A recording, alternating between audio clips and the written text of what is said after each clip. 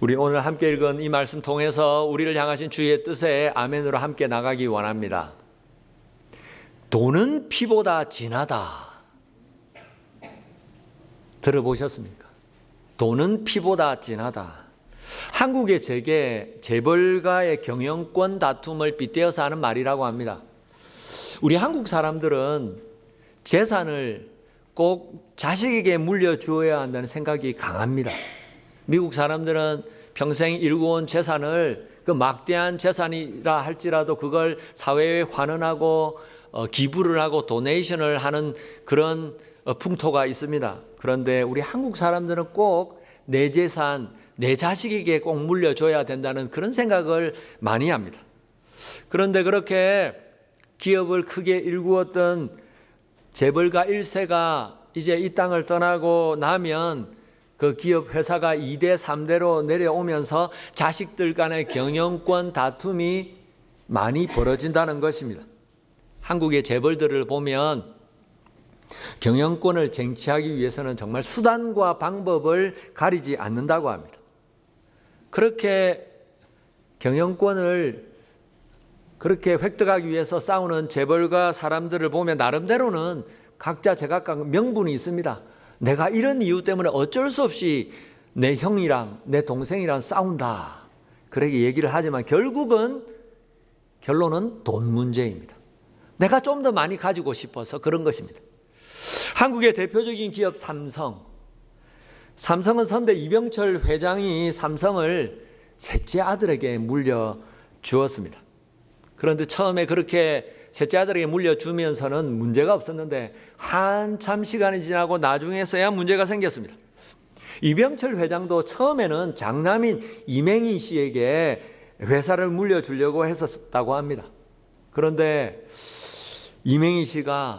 장남인 이맹희 씨가 그 아버지 이병철 회장과의 사이에서 여러 가지 문제가 생기고 사이가 틀어지면서 결국은 회사의 경영권은 세 번째 아들인 이건희 씨에게 돌아간 것입니다. 그리고 그렇게 세월이 한참 흐르고 장남 이맹희 씨가 80대가 되고 이건희 회장이 70대가 되었던 2012년에 문제가 터졌습니다. 선대 이병철 회장이 차명으로 가지고 있던 보유하던 삼성생명과 삼성전자 주식이 고스란히 조용히 이건희 회장에게만 그렇게 승계되었다는 것입니다. 그래서 그 사실을 나중에 알고 장남 이맹희 씨와 차남이었던 이장희 씨의 며느리와 손자들 그리고 차녀인 이숙희 씨가 함께 합세해서 자기들이 받아야 될 상속분을 돌려달라고 이건희 회장을 상대로 소송을 제기한 것입니다. 그렇게 이맹희 씨가 소송을 제기해서 이맹희 씨 개인적으로만 그 돈 중에 내 돈이 있다 돌려달라고 해서 소송을 제기한 금액이 7천억 원 정도 된다고 합니다. 이맹희 씨 혼자서 그러니까 나머지 다른 사람들까지 합세했으니까 더 많은 금액입니다. 그렇게 이맹희 씨와 이건희 씨 사이가 틀어지면서 서로 헐뜯고 비난하면서 진흙탕 싸움을 벌이다가 결국에는 이건희 회장이 재판에서 이기고 이맹희 회장이 더 이상 상고를 하지 않고 포기하면서 일단락이 되었습니다. 여러분, 그런데 그렇게 자식들이 돈 문제로 서로 싸울 때에 가장 마음이 아픈 사람 누구일까요? 부모님들입니다. 삼성을 일군 이병철 회장이 살아 있어서 자기 자식들끼리 서로 돈 더 갖겠다고 서로 싸우고 재판하고 하는 것 보았다면 어땠을까요? 어쩌면 돈을 자식들에게 물려준 그걸 후회했을지도 모르겠습니다. 여러분, 부모님들이 가장 원하시는 것, 자기가 낳은 자식들끼리 우애 있게 서로 사랑하고 화목하게 잘 지내는 것을 가장 원하실 것입니다. 아무리 자식들이 잘 돼도 서로 다투고 싸운다면 부모님의 마음은 늘 슬프고 아플 것입니다. 자기 자식들끼리 우애 있게 잘 지내고 사랑하고 화목하는 것, 부모님의 1순위입니다. 우리 하나님도 그러십니다. 하나님은 우리를 믿음으로 하나님 당신의 자녀로 삼아주셨습니다. 그리고 하나님의 자녀가 된 우리가 이제 서로 사랑하고 화목하기를 원하십니다. 우리가 그렇게 서로 사랑하면 하나님은 우리에게 은혜를 주신다고 하십니다. 하나님은 어떤 은혜를 우리에게 주실까요? 오늘 말씀해 보니까 우리가 서로 사랑하면 눈에 보이지 않는 하나님을 알 수 있는 은혜를 주신다고 말씀하십니다. 왜냐하면 하나님은 사랑이시기 때문입니다. 오늘 함께 읽은 7절 8절 말씀 볼까요? 사랑하는 자들아 우리가 서로 사랑하자. 사랑은 하나님께 속한 것이니 사랑하는 자마다 하나님께로 나서 하나님을 알고 사랑하지 아니하는 자는 하나님을 알지 못하나니 이는 하나님은 사랑이심이라. 여러분, 부모님들은 자식을 사랑하고 늘 자식들을 생각합니다. 추우면 감기 걸릴까 봐, 너무 더우면 땀을 많이 흘려서 지치지 않을까 늘 자녀들 걱정을 합니다. 그런데 철없는 자식들은 그렇게 자기를 사랑해서 걱정해서 하는 부모님의 이야기를 잔소리로 생각하고 듣기 싫어합니다. 그렇게 아이들이 어머니가 하는 얘기를 잔소리로 생각하고 듣기 싫어하고 귀찮다고 하면 어머님들은 자식들에게 꼭 하시는 말씀이 있습니다. 너도 이 다음에 자식 낳아 봐라. 너도 다음에 너 자식 낳아 봐라. 그러면 내 마음 이해할 거다. 자식을 낳아 보면 부모님의 마음을 이해할 수 있습니다. 자식을 낳아 기르면서 어릴 때 그렇게 귀찮고 듣기 싫었던 어머니의 잔소리가 아니었다는 것을 그제서야 깨닫게 되는 것입니다. 나를 사랑해 주셔서 그렇게 애지중지 나를 생각해 주신 어머니의 마음을 그제서야 헤아리게 되는 것입니다. 여러분, 어떤 면에서 믿음 생활도 똑같은 원리입니다. 우리는 눈에 보이지 않는 하나님을 믿습니다. 눈에 보이지 않는 그 하나님을 우리가 어떻게 믿을 수 있을까요? 하나님이 어떤 분이신지를 알면 이제 하나님을 믿음으로 받아들이고 믿을 수가 있는 것입니다. 하나님이 진짜 존재하시는지 안 하시는지, 하나님이 어떤 분이신지를 깨달아지고 알게 되면 그 하나님을 믿게 되고 의지할 수 있는 것입니다. 그래서 시편 말씀에 보면 하나님이 어떤 분이신지를 아는 사람은 하나님을 의지하게 된다고 말씀합니다. 시편 9편 10절 말씀 볼까요? 여호와여, 주의 이름을 아는 자는 주를 의지하오리니 이는 주를 찾는 자를 버리지 아니하심이니이다. 하나님이 어떤 분이신지를 알면 하나님을 의지하게 된다는 것입니다. 여러분, 예수님은 하나님을 아는 것이 영생이고 구원이라고 말씀하셨습니다. 요한복음 17장 3절 말씀. 영생은 곧 유일하신 참 하나님과 그가 보내신 자 예수 그리스도를 아는 것이니이다.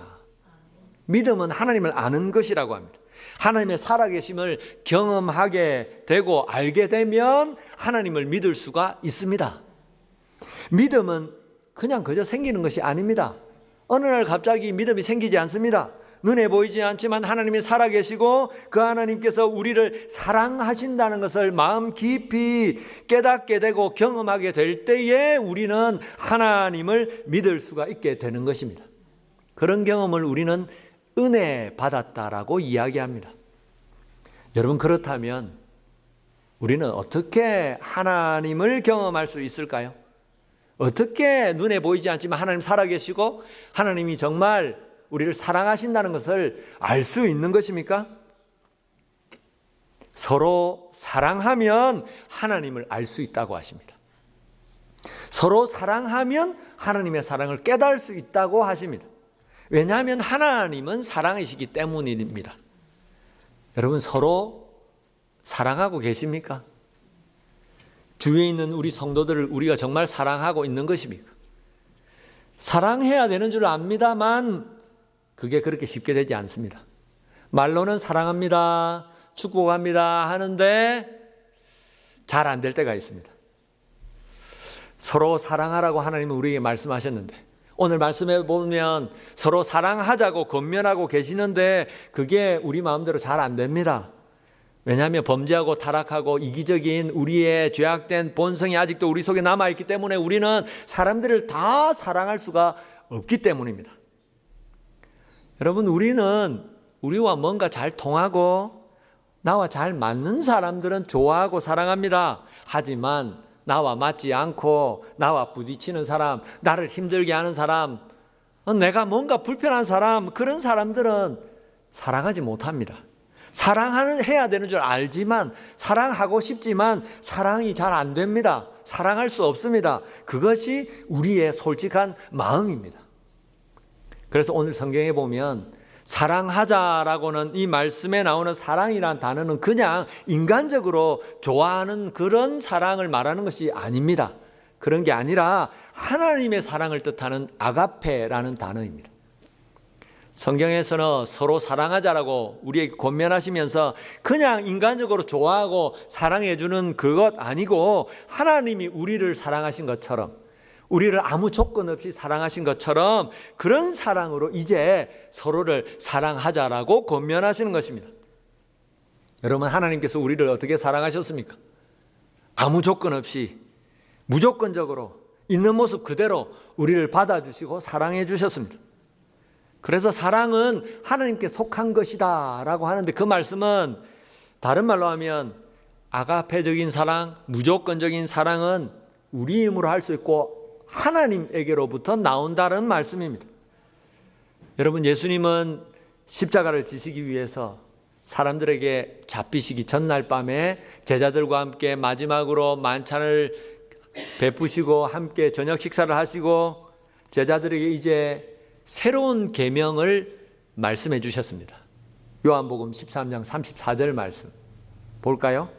새 계명을 너희에게 주노니 서로 사랑하라. 내가 너희를 사랑한 것 같이 너희도 서로 사랑하라. 예수님께서 십자가에 못 박혀 죽으시기 전에 마지막으로 제자들과 함께 식사하시면서 남기신 새로운 계명 뭐라고 하십니까? 서로 사랑하라고 하십니다. 그런데 주님께서 서로 사랑하라고 하시면서 어떻게 서로 사랑하라고 하십니까? 내가 너희를 사랑한 것 같이 너희도 서로 사랑하라. 내가 너희를 사랑한 것 같이, 예수님이 우리를 사랑하신 것처럼 그런 마음으로 사랑하라고 하시는 것입니다. 예수님이 우리를 어떻게 사랑하셨습니까? 조건을 따지지 않고 있는 모습 그대로 우리를 받아주시고 사랑해 주셨습니다. 그렇게 사랑하라는 것입니다.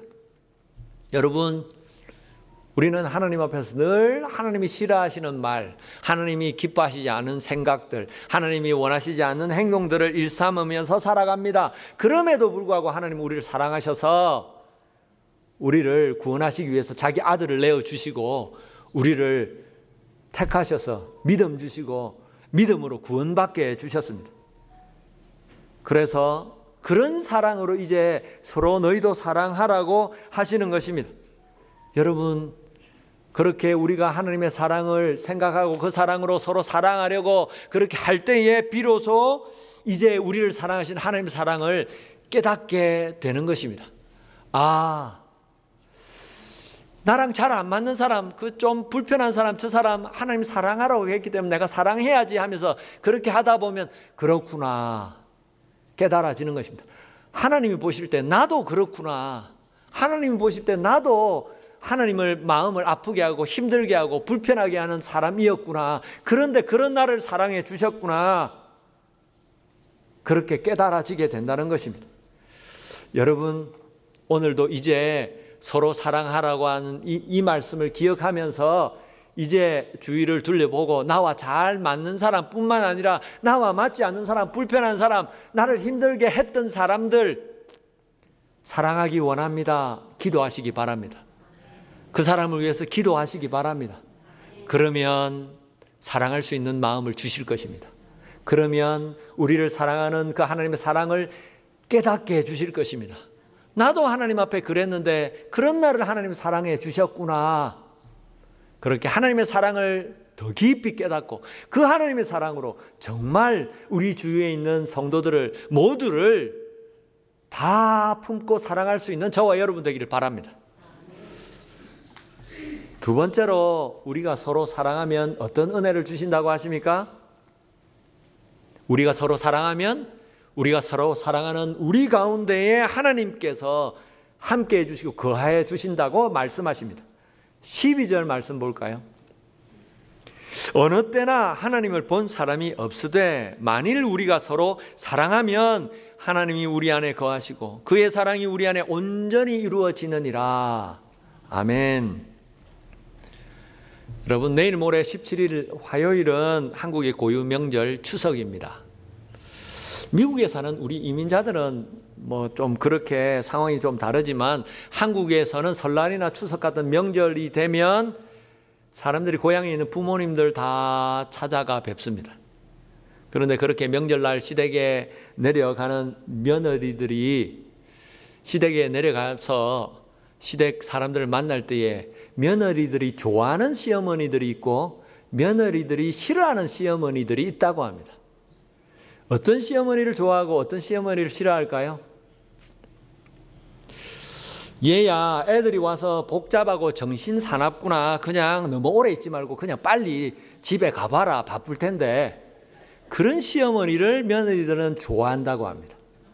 반대로 오랜만에 왔는데 좀 편안하게 하루쯤 더 푹 쉬다가 가라. 이런 시어머니 싫어한다고 합니다. 왜 그런지 다들 아시죠? 불편하기 때문입니다. 아무리 시댁이 좋고 어른들이 잘해줘도 며느리에게는 불편한 것입니다. 그래서 할 수 있으면 빨리 돌아가고 싶은 것입니다. 여러분, 식당이나 커피 전문점이나 옷가게 같은 점포를 새롭게 오픈하는 사람들이 점포를 새롭게 오픈하면서 신경을 쓰는 것 중에 하나가 가게 실내 디자인이라고 합니다. 가게를 개업하고 하면서 식당이면 일단 음식 맛이 좋으면 되고 옷가게면 옷 가격도 좋고 이렇게 팔려고 내놓은 옷 디자인이 좋으면 잘 팔리니까 그러면 다 준비가 다 된 것 같은데 그 가게 주인들이 중요하게 생각하는 중에 하나가 가게 안에 실내 디자인을 굉장히 중요하게 생각한다고 합니다. 왜냐하면 사람들이 가게에 일단 들어오면 무엇보다도 편안한 분위기가 되어야 그 다음에 음식도 시켜 먹고 옷도 이리저리 둘러보고 사기 때문입니다. 음식점에 와서 일단 분위기가 편안하면 편안한 마음으로 음식을 시키고 그러다 보면 음식 맛도 좋게 느껴지는 것입니다. 옷가게에 들어와서도 이런저런 진열되어 있는 옷들을 편안하게 둘러볼 수 있어야 나중에 그 옷 중에 하나를 사게 되는 것입니다. 여러분, 분위기가 좋아야 사람들이 편안하게 모입니다. 싸우는 자리, 다투는 자리, 뭔가 어색한 분위기가 되면 사람들은 그 자리에 모이지 않습니다. 이따가도 슬그머니 자리를 떠나게 되는 것입니다. 사람들에게는 누구나 편안한 자리가 있고 불편한 자리가 있습니다. 일단 마음이 편해야 사람들은 계속 자리에 앉아 있습니다. 우리 하나님도 편안한 자리가 있으십니다. 하나님이 함께하고 싶으신 자리, 어떤 자리일까요? 사랑하는 자리, 화목한 자리, 그런 자리에 하나님께서 함께 하시는 것입니다. 그래서 오늘 성경에 보면 사도 요한은 하나님의 자녀가 된 우리들에게 서로 사랑하라, 서로 사랑하자 말씀하십니다. 그렇게 우리가 서로 사랑하면 하나님께서 그 우리가 서로 사랑하는 그 자리에 함께 해주시고 거해 주신다고 말씀해 주시는 것입니다. 여러분, 예수님은 이 땅에 평강의 왕으로 평화의 왕으로 오셨습니다. 주님께서 십자가에서 비참하게 죽어주신 것, 왜 죽어주셨습니까? 서로 원수가 되었던 하나님과 우리 사이를 화목하게 하시기 위해서 억울하게 십자가에서 죽어주신 것입니다. 그 주님은 이제 우리가 서로 사랑할 때에 우리 안에 거하시고 우리가 한 마음으로 모일 때에 함께 하시고 은혜 주시고 축복해 주신다고 말씀하시는 것입니다. 여러분, 그래서 우리는 무엇보다도 먼저 서로 사랑해야 합니다. 우리는 예수님의 피로 하나님의 자녀가 되었습니다. 이제 그래서 주님 안에서 믿음의 형제 자매들이 되었기 때문에 이제 우리가 서로 사랑하면 하나님은 기쁨으로 우리 가운데 함께 해주시는 것입니다. 그래서 베드로 사도는 예수를 믿는 믿음의 사람들에게 이렇게 권면했습니다. 경건에 형제 우애에 사랑을 더하라. 베드로 후서 1장 7절 말씀. 예수를 믿는 믿음 아래서 형제 자매가 된 너희들은 우애 있게 잘 지내야 되는데 어떻게 우애 있게 잘 지낼 수 있느냐? 사랑을 더하라. 하나님 아버지의 사랑으로 서로 사랑해라 말씀하시는 것입니다. 여러분, 우리가 모일 때 하나님은 우리 가운데 함께 해주시겠다고 약속하셨습니다. 어떻게 모일 때예요? 함께 모여서 서로 사랑할 때에, 아껴줄 때에, 서로를 섬길 때에 하나님 그런 모습을 보시고 기쁨으로 우리 가운데 함께 해주시고 우리 가운데 역사해 주시고 은혜 주시고 부흥의 은혜를 허락해 주시는 것입니다. 여러분, 오늘 우리가 함께 모인 이 자리가 사랑의 자리가 되기를 원합니다. 하나님과 함께 하시기를 기뻐하시는 자리가 되기를 원합니다. 그렇게 우리가 서로 사랑할 때에 주님은 우리 가운데 성령으로 임재하시고 자신을 드러내 주시고 은혜 주실 줄 믿습니다. 오늘 마지막으로 우리가 사랑하면 하나님은 어떤 은혜를 주신다고 하십니까? 마지막 주님이 오시는 그날에 하나님 앞에 심판의 자리에 섰을 때에 담대한 마음을 얻게 하실 것이라고 말씀하십니다. 17절 말씀 볼까요? 이로써 사랑이 우리에게 온전히 이루어진 것은 우리로 심판날에 담대함을 가지게 하려 함이니 주께서 그러하심과 같이 우리도 이 세상에서 그러하니라. 거짓말 탐지기라는 것이 있습니다. 들어보셨죠? 거짓말 탐지기. 보통 사람들은 거짓말을 할 때에 자기도 모르게 무의식적으로 심리적인 불안감, 긴장감이 있기 때문에 맥박이 뛰고 호흡이 갑자기 빨라지는 생리적인 현상이 나타난다고 합니다. 그런 생리적인 이상 증세를 분석을 해서 그 사람이 하는 말이 참말인지 거짓말인지를 알아내는 기계가 거짓말 탐지기입니다. 한마디로 말하면 사람 속에 있는 양심을 통해서 그 사람의 말이 진리인지 거짓인지를 알아내는 것입니다. 여러분, 사람들은 누구나 양심이 있습니다. 그래서 거짓말을 하고 죄를 짓고 잘못하면 스스로가 무의식 중에 위축이 되고 긴장이 되고 불안감을 느끼게 됩니다. 하나님이 이 세상 사람들에게 양심을 주셨기 때문입니다. 아담 이후로 모든 인간들이 타락을 해서 온갖 범죄를 저지르지만 그래도 극단적인 죄악으로 치달아서 이 세상이 완전히 멸망하지 않도록 주님이 다시 오시는 그날까지 이 세상을 유지하시기 위해서 사람들에게 최후의 보루로 양심이라는 것을 주신 것입니다. 그래서 사람들은 누구나 죄를 짓고 잘못하면 스스로 위축이 됩니다. 반대로 아무런 잘못이 없으면 누가 너 죄 지었지? 라고 말해도 떳떳합니다. 두렵지 않습니다. 하나님 앞에서도 그렇습니다. 우리는 언젠가 하나님 앞에 서게 될 것입니다. 심판의 날에 거룩하신 하나님 앞에 섰을 때에 저 여러분의 모습은 어떤 모습일까요? 오늘 성경에 보면 우리가 하나님의 사랑으로 서로 사랑하게 되면 마지막 날 하나님 앞에 설 때에도 담대한 마음으로 설 수 있을 것이라고 말씀하십니다. 하나님이 우리를 사랑하신 것처럼 믿음의 형제들끼리 우리가 서로 사랑하면 하나님 아버지 앞에서 두려움이 없을 것이라고 말씀하시는 것입니다. 오늘 18절 말씀 다시 볼까요? 그래서 이렇게 말씀하십니다. 사랑 안에 두려움이 없고 온전한 사랑이 두려움을 내쫓나니 두려움에는 형벌이 있습니다. 두려워하는 자는 사랑 안에서 온전히 이루지 못하였느니라. 여러분, 죄는요, 뭔가 껄끄러운 관계를 말씀하는 것입니다. 아담이 하나님 앞에서 말씀에 불순종하고 선악과를 따먹고 나자 어떻게 되었습니까? 하나님과의 관계가 이상하게 틀어져 버렸습니다. 두렵고 불안한 마음이 생겼습니다. 그래서 하나님께서 아담과 하와를 부르시자 아담과 하와는 두렵고 무섭고 불안해서 숨어버렸습니다. 여러분, 죄는 불안하고 두려운 것을 말하는 것입니다. 그런데 그런 불안하고 두려운 관계를 푸는 것이 사랑입니다.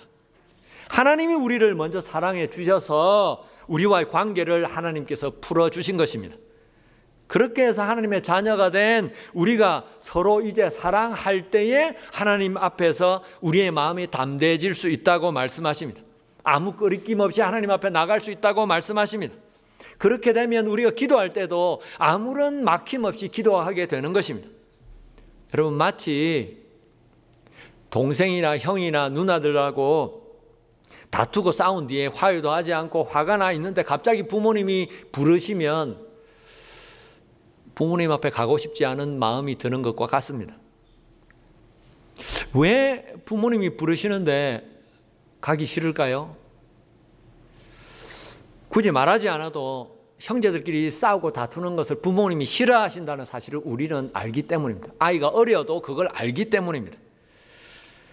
하지만 부모님이 없는 동안에 동생을 잘 보살피고 또 형이나 누나들이랑 잘 사이좋게 잘 지냈다면 부모님이 집에 다시 돌아오셨을 때는 그렇게 나를 부르면 끄리낌 없이 막 부모님 앞에 갑니다. 그리고 자랑 삼아 얘기합니다. 내가 동생을 잘 케어했다고, 내가 형이랑 누나랑 잘 지냈다고 칭찬해 달라고 이야기하는 것입니다. 어떤 점에서 하나님 앞에 우리도 그렇습니다. 주님이 다시 오시는 날 하나님 앞에 우리가 설 때에 어떻게 부끄러움 없이 떳떳하게 담대하게 나갈 수 있을까요? 하나님의 말씀에 순종하는 삶을 살았을 때에 우리를 사랑하시는 하나님의 사랑으로 서로를 사랑하고 그렇게 살아갔다면 하나님 앞에서 떳떳하게 담대하게 나갈 수가 있는 것입니다. 오늘 저와 여러분, 오늘이라도 주님께서 지금 오신다면, 그래서 주님 앞에 서게 된다면 저와 여러분은 담대하십니까? 떳떳하십니까? 하나님 앞에 칭찬받기 위해서 달려나갈 수가 있으십니까? 오늘도 하나님 앞에서 정말 주님의 사랑으로 서로 사랑함으로 주님이 언제 오시든지 담대하게 떳떳하게 하나님 앞에 나갈 수 있는 저와 여러분 되기를 바랍니다. 말씀을 맺겠습니다. 주님은 분명히 우리에게 말씀하십니다. 20절 말씀 같이 볼까요? 누구든지 하나님을 사랑하노라 하고 그 형제를 미워하면 이는 거짓말하는 자니 보는 바 그 형제를 사랑하지 아니하는 자는 보지 못하는 바 하나님을 사랑할 수 없느니라. 여러분, 하나님은 우리를 사랑해 주셔서 우리가 이제 하나님 앞에 감사하고 하나님을 사랑합니다, 내가 하나님을 사랑하겠습니다 하는데, 하나님을 사랑한다고 하면서도 눈에 보이지 않는 하나님을 사랑하려고 하면서도 눈에 보이는 형제를 미워하면 거짓말하는 것이라고 말씀하십니다. 정말 우리가 하나님의 사랑을 깨달았다면, 그래서 정말 우리가 이제 하나님을 사랑하기 원한다면 먼저 눈에 보이는 형제를 사랑하라고 하십니다. 그렇게 하나님이 우리를 사랑하신 것처럼 우리가 서로 사랑하면 이 세상에 믿지 않는 세상 사람들이 먼저 우리를 알아본다고 하십니다. 우리가 하나님의 자녀인 것을, 예수님을 따르는 진정한 주님의 제자 크리스찬인 것을 저들이 알고 인정해 준다고 말씀하시는 것입니다. 다시 보겠습니다. 요한복음 13장 35절, 너희가 서로 사랑하면 이로써 모든 사람이 너희가 내 제자인 줄 알리라. 너희가 서로 사랑한 것을 보고 너희가 주님의 제자인 것, 크리스찬인 것을 알 것이라고 말씀합니다.